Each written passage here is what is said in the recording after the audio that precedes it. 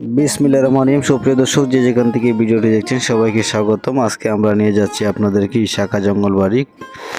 তো সুপ্রিয় দর্শক, আমরা রাস্তার মধ্যেখানে দেখতে পেলাম ইটের ভাটা, চারপাশে আমরা অবশেষে পৌঁছে গেলাম আমাদের সেই কাঙ্ক্ষিত স্থানে ইশাকা জঙ্গলবাড়ি। প্রথমেই আমরা দেখতে পেলাম একটি নান্দনিক মসজিদ, যেখানে তখনকার সময়ে এখানে মুসল্লিরা নামাজ আদায় করত।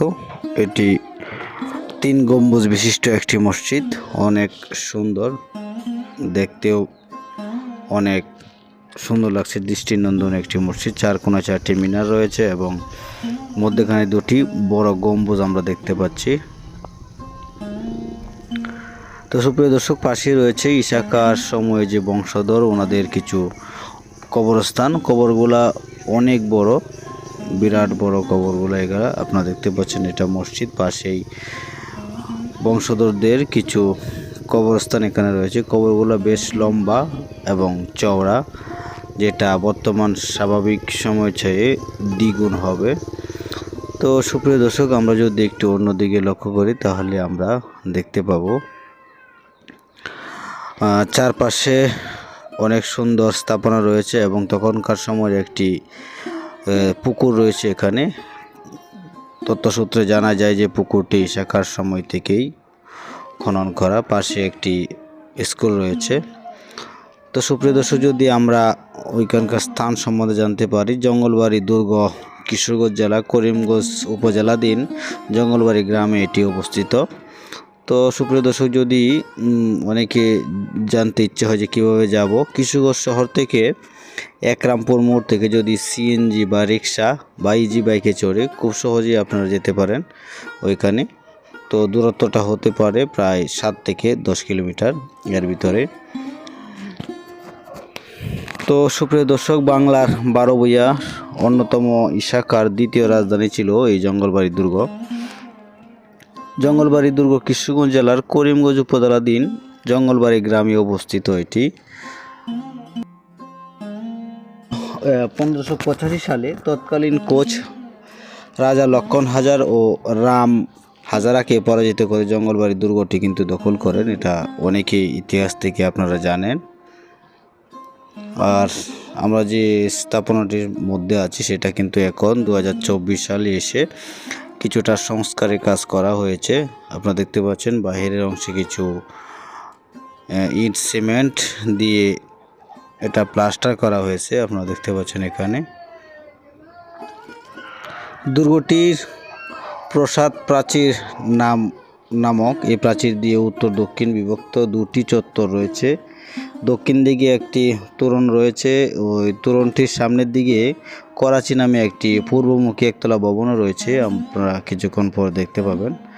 তোরণের পিছনে অন্দরমহল নামে একটি দক্ষিণমুখী একতলা ভবনও রয়েছে এটির মধ্যে। বাড়ির সামনে তার সময়ের খনন করা একটি পুকুর আপনারা দেখতে পেলেন। তার পাশাপাশি একটি 3 গম্বুজ বিশিষ্ট একটি মসজিদ কিন্তু এখানে লক্ষ্য করা গেছে। অনেক সুন্দর এবং নান্দনিক স্থাপনা এটা ধারণ করা হয়। ইশাকা এই মসজিদটি নির্মাণ করেন 2005 সালে। 12 জুন দুর্গের ভিতরে দরবার গৃহটি সংস্কার করেন। ইশাকার স্মৃতি জাদুঘর ও পাঠাগার স্থাপনা করা হয়। বর্তমানে জঙ্গলবাড়ি দুর্গ একটি দৃষ্টিনন্দন প্রতিস্থাপনা। তো বন্ধুরা, আমরা ভিতরে কিছুটা প্রবেশ করলাম। আপনারা দেখতে পেলেন দেওয়ালের চারপাশে ছোট ছোট ইটের গাঁথনি, অনেক নান্দনিক স্থাপনা, আসলে চোখ জুড়ানোর মতো। এটা আগে অনেক শেওলা পড়েছিল, কিন্তু এখন মোটামুটি এখানে কাজ করা হয়েছে। তো আপনারা দেখতে পাচ্ছেন এখানে আমরা সম্পূর্ণ দুর্গটি ঘুরিয়ে আপনাদেরকে দেখানোর চেষ্টা করব। এটি একটি ভিতরে অন্দরমহলে যে একটি পিলার রয়েছে, অনেক মোটা পিলারটি। এই পিলারের মধ্যে আপনারা দেখতে পাচ্ছেন ইটের গাঁথনি সারি সারি দেওয়াবে সাজানো রয়েছে। আর এটা উপরে অনেক আগে ছাদ ছিল না, কিন্তু এখন পরবর্তীতে এটা ছাদ দেওয়া হয়েছে উপরে অংশে। বিভিন্ন জায়গায় ফাটল ধরছিল, কিন্তু এখন এটা মোটামুটি কিছুটা সংস্কারের কাজ চলছে। এই যে এখন স্থাপনাটা দেখতে পাচ্ছেন, এটা হচ্ছে পূর্ব দিকের। আপনারা দেখতে পাচ্ছেন এখানে অনেক পর্যটক কিন্তু ছবি উঠাচ্ছেন এবং অনেকেই আসছেন ভিডিও করার জন্য। চারপাশে আমরা দেখতে পাচ্ছি মানুষ। আমরা যদি ভিতরের অংশটা দেখি, এটা কিন্তু ভিতরের একটি যে প্রাসাদ, আর এটার ভিতরে মূলত জাদুঘর স্থাপনা করা হয়েছে, যে কিছু সংরক্ষিত স্থান। এটা ভিতরে তার 15তম যে উত্তরাধিকারী ওনারা দাবি করে আসছে এখানে রয়েছেন, আমরা সঠিক জানি না। কিন্তু এই প্রাসাদটির বাহিরের অংশ দেখে কিন্তু অনায়াসেই বলা যায় কত দৃষ্টিনন্দন এই স্থাপনাটি ছিল। এখন আসলে পরিচর্যার অভাবে কিন্তু দিন দিন সেটা বিলিয়ে যাচ্ছে। তো স্থানীয়দের দাবি, যদি বর্তমান সরকারের অধীনে এটা কিছুটা স্থাপনা ধরে রাখা যায়, তাহলে ভবিষ্যৎ প্রজন্ম সেটা যুগ যুগ ধরে মনে রাখবে। আর এটা বর্তমানে সংস্কারের কাজ হবে বলে তারা আশাবাদী। অনেকে স্থানীয়রা বলছেন যে এটা কিছুদিনের ভিতরে এখানে কাজ করা হবে। তো সুপ্রিয় দর্শক, আমরা একটু দূরে চলে আসলাম। আপনারা দেখতে পাচ্ছেন যে অংশটি, সেটি হচ্ছে বাহিরের অংশ। এটা বাড়ির বাহিরের অংশ, ভিতরে একটি প্রাসাদ আপনারা দেখতে পেলেন কিছুক্ষণ আগে। এটা হচ্ছে প্রাসাদের বাহিরের অংশ।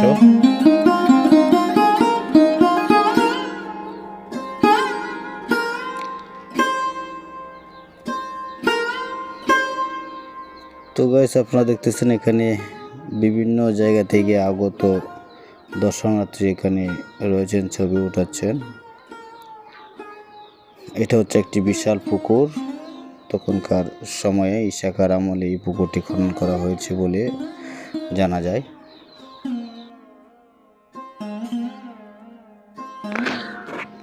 সুপ্রিয় দর্শক, আমরা যদি ঈশাকার জন্ম সম্বন্ধে যেটা আমরা ইতিহাস থেকে জানতে পারি, মহাবীর ঈশাকা 1536 খ্রিস্টাব্দে ব্রাহ্মণবাড়িয়ার সরাইলে জন্মগ্রহণ করেন।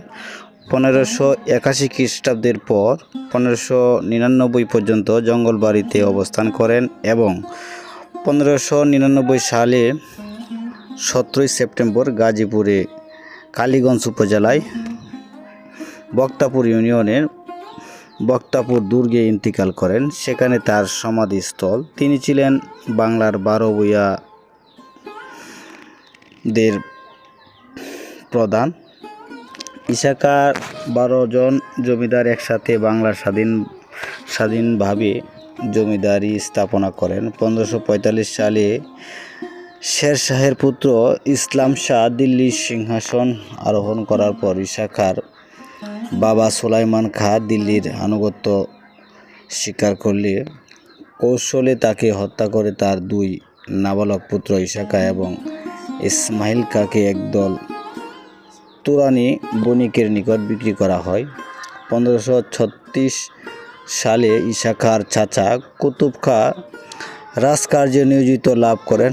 বহু অনুসন্ধানের পর সুদূর তুরান দেশের এক ধনাঢ্য ব্যক্তির কাছ থেকে প্রচুর অর্থর বিনিময়ে তাদেরকে উদ্ধার করা হয়। এ সময় ঈশাকার বয়স ছিল মাত্র 27 বছর। তাই ব্রাহ্মণবাড়িয়া জন্মগ্রহণ হলেও ঈশাকার আদিবাসী আফগানিস্তানে। তো সুপ্রিয় দর্শক, আমরা অবশেষে চলে আসলাম মসজিদটির পাশে। আপনারা দেখতে পাচ্ছেন এই মসজিদটি 4 কোণায় 4টি মিনার রয়েছে, আবার মধ্যেখানে 2টি করে ছোট ছোট 4টি মিনার রয়েছে। আর ঠিক ছাদের মধ্যভাগে আপনারা দেখতে পাচ্ছেন 3টি বড় গম্বুজ দেখা যায়। বিশাল আকারের 3টি গম্বুজ এখানে রয়েছে। আর পাশেই তার বংশধরের কবরস্থানটি, এটি বিশাল বড়।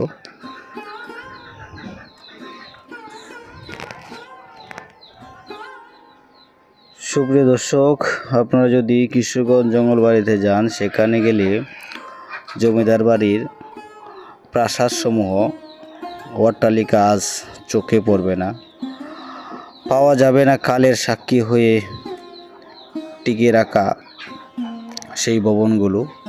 দরবার গৃহ, পুকুর ঘাট ও মসজিদ। ইশাকার এই বাড়িটি দেখতে প্রতিদিনই দেশ বিদেশ থেকে পর্যটক, শিক্ষক-শিক্ষার্থী, সাংবাদিক সহ বিভিন্ন শ্রেণীর পেশার মানুষ ভিড় লেগেই থাকে। ইশাকা সম্পর্কে সবারই জানা রয়েছে, অজানা কিছু নয়। তো সুপ্রিয় দর্শক, আমরা এখন যে স্থাপনটি দেখতে পেলেন সেখানে কিন্তু দুইটা কবর রয়েছে। ওখান থেকে যে ওনাদের স্থানীয়দের মধ্যে জানা যায় যে এখানে এক দরবেশ বাবা ছিল একটি তেঁতুল গাছের তলে, কিন্তু নিচে এই কবরগুলা রয়েছে, আপনারা দেখতে পাচ্ছেন বিশাল আকারে। তো সুপ্রিয় দর্শক, আমরা অবশেষে শেষ করে বাড়ির দিকে রওনা দিলাম। সবাই ভালো থাকবেন, সুস্থ করবেন আর আমাদের জন্য দোয়া করবেন। ততক্ষণ ভালো থাকবেন। আসসালাম।